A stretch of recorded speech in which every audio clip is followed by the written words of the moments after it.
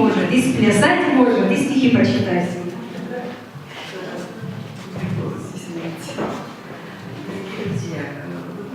Встречаемся здесь и должны выбрать самое главное, вынести что это был не просто украинский поэт, это был поэт всемирный, но все-таки у него есть три родины, на которых он провел большую часть своей жизни короткой. Это Украина, Россия и Казахстан. Сегодня не прозвучало на казахском языке. Это. Что еще самое главное мы должны вынести из нашей встречи всегда носить, что как-то у нас обтесалось это слово «народный», медали, значит, там все такое, да? Но вот это тот единственный поэт мира, который по-настоящему народный. Нет ни одного во всей мировой художественной культуре, нет ни одного суперталантливого человека, которому бы при жизни начали ставить памятники, слава которого разошлась по всему миру, И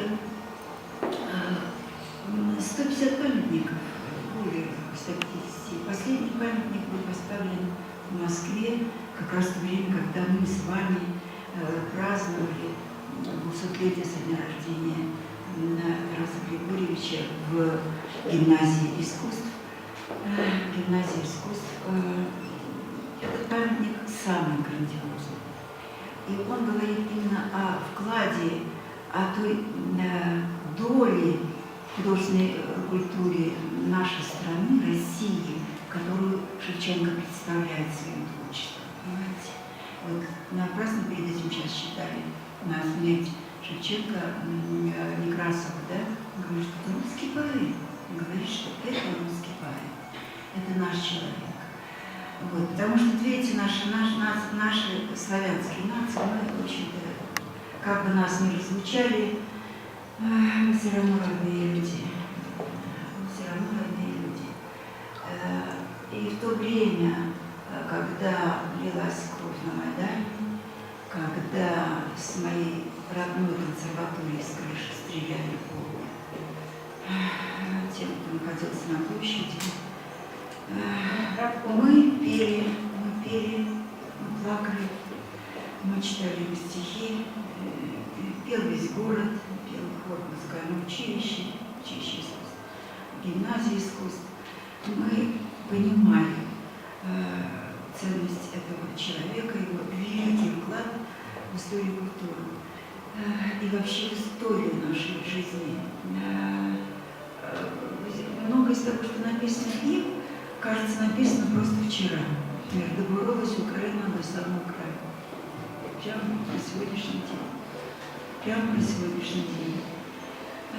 Шевченко. Знаете, самое ценное в жизни человека есть его семья. Уверяю вас. Все проходит, но семья самое главное. Он так стремился быть счастливым, так стремился, чтобы его любили, чтобы были у него родные и близкие люди, что не смог этого сделать, не сложилось у него. И, конечно, мое одно из самых любимых глупости какие. Не могу без микрофона говорить. Знаете, он меняет тембр человеческого голоса.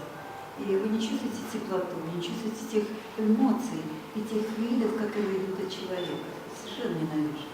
Только когда очень большая аудитория, тогда я позволяю себе работать с микрофоном. У меня никто не понимает в этом. Вот у меня Киевская консерватория очень такое фирменное учебное заведение, и педагоги были супер. Они учили петь на самый последний человек, который специально учил петь и говорить. Все было слышно, вот этого научили.